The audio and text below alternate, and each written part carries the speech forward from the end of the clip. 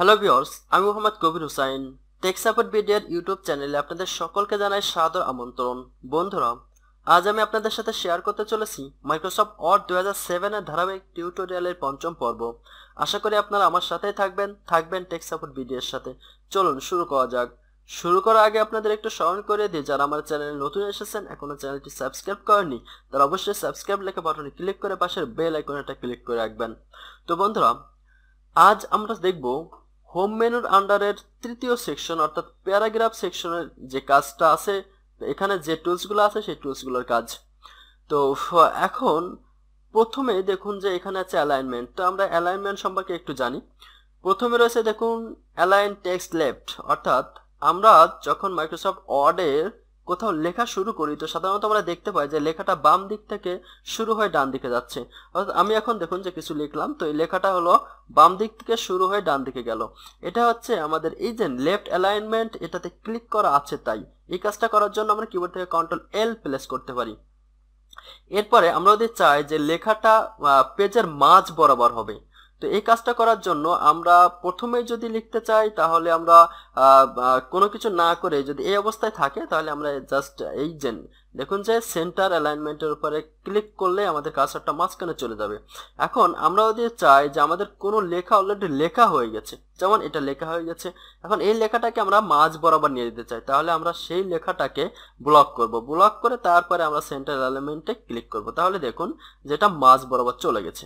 এখন আপনি যদি চান যে মাঝখানে না, আপনি হচ্ছে লেখা শুরু করবেন ডান দিক থেকে, অর্থাৎ ডান দিক থেকে লিখতে লিখতে বাম দিকে আসবেন যেমন, তাহলে আপনি যে কাজটি করবেন যে রাইট অ্যালাইনমেন্ট যেটা রয়েছে আপনি এটার উপরে ক্লিক করবেন, তাহলে কার্সরটা দেখুন যে রাইট পাশে চলে গেছে। এখন আপনি কোনো কিছু লিখলে যেটা হবে যে দেখুন যে আমাদের যখন রাইট অ্যালাইনমেন্টে আছে, এখন আমরা যদি কখনো লিখছি কোনো কিছু, তো লিখলে দেখুন সেটা হচ্ছে রাইট পাশ থেকে বাম দিকে চলে আসতেছে। তো এটা হচ্ছে রাইট অ্যালাইনমেন্ট। আর আমাদের এরপরে যেটা আছে সেটা হচ্ছে দেখুন জাস্টিফাই। জাস্টিফাইটা কি জিনিস এটা দেখার জন্য আমি একটু আপনাদেরকে এখান থেকে কিছু লেখা নিয়ে আসি, তাহলে আপনাদের বোঝাতে সুবিধা হবে। তো দেখুন যে আমি এখান থেকে কিছু লেখা কপি করে নিয়ে আসলাম। তো নিয়ে আসার পরে এখন আমি যদি আপনাদেরকে একটু দেখাই যে ডান দিকে একটু খেয়াল করেন, ডান দিকে দেখুন যে কিছু জায়গা আছে, তো সেখানে কোনো শব্দ ধরতেছে না। এখানে যে শব্দগুলো আছে আমাদের লেখার পরের লাইনে, এই যে সাম, এই লেখাটা এখানে ধরতেছে না, অথবা দেখুন এর পরের যে শব্দটা আছে শব্দটা এখানে ধরতেছে না, বাট এটা দেখতে একটু অসুন্দর মনে হচ্ছে। তো এটাকে সুন্দর করার জন্য, অর্থাৎ বাম পাশ থেকে যেভাবে শুরু হয়েছে ডান পাশের জন্য সেভাবে শেষ হয়, এই বিষয়টা নিয়ে আসার জন্য আমরা এটাকে ব্লক করব, দেন জাস্টিফাইতে ক্লিক করব। তো দেখুন কি হয়েছে, জাস্টিফাইতে ক্লিক করার সাথে বাম পাশেও যেমন ডান পাশেও তেমন, মানে একটা অক্ষর থেকে আরেকটা অক্ষরের মাঝে একটা গ্যাপ রেখে বা একটা শব্দের থেকে আরেকটা শব্দের মাঝে একটা গ্যাপ রেখে সে কিন্তু দুই পাশেই সমান করে দিয়েছে, অর্থাৎ যেটা দেখতে আমাদের কিন্তু খুব সুন্দর লাগতেছে। এটা হচ্ছে জাস্টিফাইয়ের কাজ। এরপর আমাদের যে অপশনটি রয়েছে সেটা হচ্ছে লাইন স্পেসিং। লাইন স্পেসিং এর কাজটা হচ্ছে দেখুন যে আমাদের এখানে কয়েকটা লাইন লেখা রয়েছে, তো একটা লাইন থেকে আরেকটা লাইনের মাঝে যে গ্যাপটা আছে এই গ্যাপটা এখানে কতটুকু আছে, আমরা যদি এটাকে একটু ব্লক করে এখানে যাই তাহলে আমরা দেখতে পাবো যে এখানে 1.15 অলরেডি হচ্ছে রয়েছে, ছিল আর কি।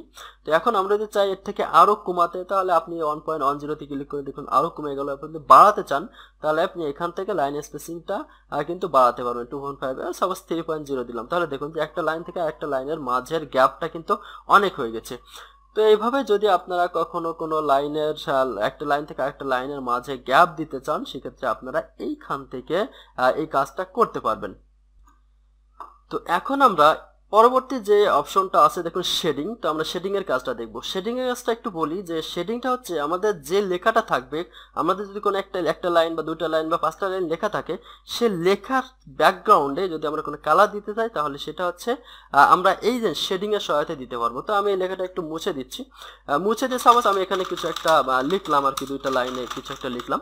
তো লেখার পরে এখন এইখানে যদি আমি এর ব্যাকগ্রাউন্ডে কালার দিতে চাই, অর্থাৎ এই ফুলটা অর্থাৎ দুইটা লাইন বরাবর কিন্তু এই একটা কালার দিতে চাই বা শেডিং দিতে চাই, তাহলে সেটা আমরা এখান থেকে যে কালারটা সিলেক্ট করব, দেখুন সাপোজ আমরা এই কালারটা সিলেক্ট করলাম, তাহলে কিন্তু আমাদের এই লেখার ব্যাকগ্রাউন্ডে এই কালারটা হয়ে গেল। আমরা যদি এই অবস্থায় এন্টার প্রেস করি তাহলে কিন্তু ওই সেম কালারটা আবার চলে আসতেছে। যদি আমরা চাই যে না এই তিনটা লাইনের জন্য এই কালার থাকবে আর অন্য লাইনে আমরা অন্য কালার দেবো, তখন আমাদের কার্সরটা বাইরে এসে ডাবল ক্লিক করতে হবে। তো ডাবল ক্লিক করার পরে এখন যদি আমরা আবার একটা কালার দিতে চাই তাহলে এখানে আরেকটা কালার হবে। দেন আমরা এন্টার যখন প্রেস করব ততক্ষণ আমরা দেখবো ওই কালারটা এইখানে চলে আসছে। এটা হচ্ছে মূলত শেডিং। এরপর আমাদের যে অপশনটি আছে সেটি হচ্ছে, দেখুন যে এখান থেকে বটম বর্ডার যেটা বলতেছে সে, তো এখানের কাজটা হচ্ছে যে আমরা যদি যেমন শেডিং দিলাম একটা বা লেখার চারিপাশ দিয়ে আমাদের ব্যাকগ্রাউন্ড দিয়ে, মানে কোনো একটা লেখার ব্যাকগ্রাউন্ডে একটা কালার দিলাম, সেম ভাবে আমরা যদি কোনো লেখার চারিপাশ দিয়ে বর্ডার দিয়ে দিতে চাই সেটা আমরা এখান থেকে করতে পারি। তো সেটা করার জন্য সাপোজ আমরা এখানে যে আউটসাইড বর্ডার মনে করেন চারিপাশ দিয়ে বর্ডার দেবো, তাহলে এটাতে ক্লিক করার সাথে আমাদের কার্সরটা যে প্যারাগ্রাফে ছিল দেখুন সেই প্যারাগ্রাফের চারিপাশ দিয়ে একটা মানে বর্ডার হয়ে গেছে। তো এখানে মজার বিষয় হচ্ছে আমরা যদি চাই যে বর্ডারটা চারিপাশ দিয়ে হয়েছে কিন্তু আমরা চারিপাশ দিয়ে রাখবো না, যে কোনো দুই পাশে রাখবো বা এক পাশে রাখবো, যে কোনো একটা বর্ডার উঠাই দেবো যেখানে এক পাশের, সে কাজটা আমরা করতে পারি। তার জন্য আপনি আবার এখানে চলে যাবেন, এখানে দেখুন চারিপাশে চারটা বর্ডার এখানে দাগ রয়েছে। তো আমরা সাপোজ মনে করুন রাইট পাশের দাগটা উঠিয়ে দিতে চাই, তাহলে জাস্ট এই যে রাইট বর্ডার ক্লিক করেন, দেখুন রাইট পাশের দাগটা উঠে গেছে। আমরা যদি বটম নিচের বর্ডারটা দাগটা উঠিয়ে দিতে চাই তাহলে এখানে যাওয়ার পরে এখানে বটম বর্ডারটা উঠিয়ে দেন, দেখুন এখন দুই পাশে কিন্তু দাগ রয়েছে আর দুই পাশে দাগ উঠে গেছে। এই কাজটা আপনারা এখান থেকে করতে পারেন। আরো কিছু কাজ আছে, যেমন এখানে নো বর্ডার, আপনি যদি কোনো বর্ডার না দিতে চান, অর্থাৎ এই কাজটা আপনি করবেন যখন কোনো টেবিল তৈরি করবেন, টেবিল তৈরি করার পরে যে দাগটা রয়েছে আপনি যদি দাগটা না শো করাতে চান তখন নো বর্ডারটা আপনি সিলেক্ট করে কাজ করতে পারবেন। তো এখান থেকে আমাদের আরেকটা মজার কাজ আছে, সেটা হচ্ছে বর্ডার্স এন্ড শেডিং। তো বর্ডার্স এন্ড শেডিং এর কাজটা আমরা একটু দেখি। আমি এটাকে একটু কন্ট্রোল জেড দিয়ে ব্যাকে চলে যাচ্ছি। তো চলে যাই আমি এখন বর্ডার্স এন্ড শেডিং এ। দেখুন যে বর্ডার্স এন্ড শেডিং, তো বর্ডার্স এন্ড শেডিং হচ্ছে প্রথমে রয়েছে বর্ডার, তারপরে বেস বর্ডার, তারপর শেডিং। তো বর্ডার্স এর কাজটা আমরা অলরেডি দেখে ফেলেছি, কোনো লেখা চারিপাশ দিয়ে বর্ডার দেওয়া। তো সে বর্ডারের আবার আমরা এখান থেকে স্টাইল দিতে পারি। দেখুন এখানে বেশ কয়েকটা স্টাইল রয়েছে, আপনি সাপোজ এই স্টাইলটা দিতে চান। এরপরে আপনি এখান থেকে বর্ডার এখানে কালার সিলেক্ট করতে চাইলে সে কালারও কিন্তু আপনি এখান থেকে সিলেক্ট করে দিতে পারবেন। দেন যখন ওকে প্রেস করবেন তখন দেখুন চারিপাশ দিয়ে একটা বর্ডার চলে আসছে, খুব স্টাইল হয়ে গেছে। তো আপনি এখানেও যদি চান যে কোনো একটা পাশ থেকে বর্ডার উঠিয়ে দেবেন তাহলে আপনি সেম ভাবে এখান থেকে সেই কাজটিও কিন্তু আপনি করতে পারবেন খুব সহজেই। দেখুন যে কোনো একটা বর্ডারে আপনি জাস্ট ক্লিক করেন তাহলে দেখুন সেই পাশ থেকে বর্ডারটা উঠে গেছে। তো এই কাজটা আপনি এখান থেকে করবেন। এরপরে আমরা চলে যাই বর্ডার্স এন্ড শেডিংস। এখান থেকে পেজ বর্ডারটা হচ্ছে পেজের চারিপাশ দিয়ে যদি কোনো বর্ডার দিতে চাই, তো আমরা এখান থেকে দেখুন যে অনেকগুলো স্টাইল আছে, যে কোনো একটা স্টাইল আমরা সেখান থেকে সিলেক্ট করলে এখান থেকে কিন্তু আমরা যখন ওকে করব, ওকে করলে দেখুন যে পেজের চারিপাশ দিয়ে একটা বর্ডার হয়েছে।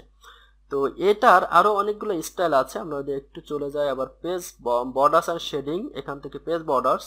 তো এখানে নিচে দেখুন যে আর্ট নামে একটা অপশন আছে, সেখানে যদি আমরা এই আরোতে ক্লিক করি তাহলে আমরা এখানে বেশ কিছু স্টাইলফুল বর্ডার্স পাবো। তো সাপোজ আমরা এটা দিব, এটা দেওয়ার পর জাস্ট ওকে করেন তাহলে দেখুন পেজের চারিপাশ দিয়ে একটা সুন্দর বর্ডার চলে আসছে।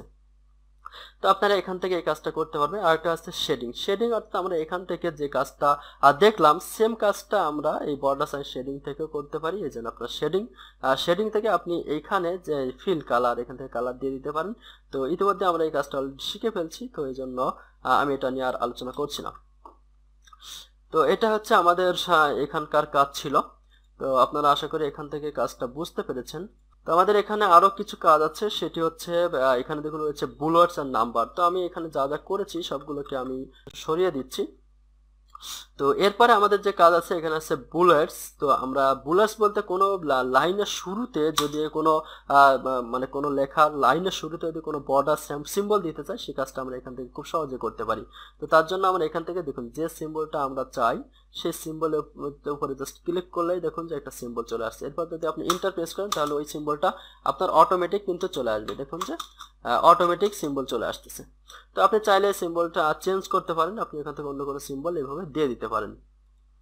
তো এটা হচ্ছে প্রথমে বর্ডার্স, তারপরে এখানে পরে রয়েছে 1 2 3 যে ইয়ে দিতে পারি আমরা 1 2 3 ABC, এভাবে কোনো একটা কিছু দিতে চাইলে আমরা সেটাও এখান থেকে দিয়ে দিতে পারি। তো এই কাজটা আমরা এখান থেকে এভাবে করতে পারবো। আর তারপরে আমাদের এখানে আছে ডিক্রিজ ইনডেন্ট, অর্থাৎ আমরা যদি কোনো লেখাকে একটা নির্দিষ্ট জায়গা নিয়ে যেতে চাই, মানে স্পেস দেব, তো স্পেস বার না প্রেস করে একটা নির্দিষ্ট জায়গা যদি আমরা সরাতে চাই, তাহলে আমরা জাস্ট এই যে আপনার দেখুন যে ইনক্রিজড ইনডেন্ট, এটা ক্লিক করলে দেখুন যে একটা নির্দিষ্ট জায়গা পর পর কিন্তু এটা সরতেছে। আবার যদি আমরা ব্যাকে আসতে চাই তাহলে এটা কিন্তু একটা নির্দিষ্ট জায়গা পর পরই ব্যাকে চলে আসতেছে। এই কাজটা আমরা এখান থেকে করতে পারি, অথবা যেটা আমরা ট্যাব চেপে করতে পারতাম সেই কাজটা মূলত আমরা এখান থেকে করতে পারি। এরপরে হচ্ছে শর্টটা আমরা এখানে দেখবো না, আমরা যখন কোনো টেবিল ক্রিয়েট করা দেখবো, তো টেবিলের ভিতরে এই কাজটা আমরা দেখালে আপনাদের সুবিধা হবে। আর এরপরে এখানে রয়েছে শো আর হাইড বলতে আমরা আমাদের পেজের ভিতরে কোথায় ইন্টারপ্রেস করেছি, কোথায় গ্যাপ রেখেছি, এই জিনিসটা যদি কখনো বুঝতে না পারে তাহলে এই শো হাইডের মাধ্যমে করতে পারে। অর্থাৎ শো হাইডেতে ক্লিক করেন, ক্লিক করার সাথে দেখুন যে যে জায়গায় আমরা ইন্টারপ্রেস করেছিলাম সেম জায়গায় কিন্তু এই সিম্বলটা চলে আসছে।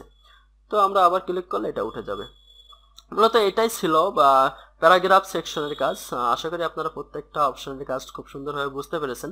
এরপরও যদি কোনো কিছু বুঝতে না পারেন তাহলে অবশ্যই কমেন্টস বক্সে আপনার সমস্যাটা তুলে ধরবেন, আমরা যত দ্রুত সম্ভব আপনার সেই সমস্যার প্রশ্নর উত্তর দেওয়ার চেষ্টা করবো ইনশাআল্লাহ।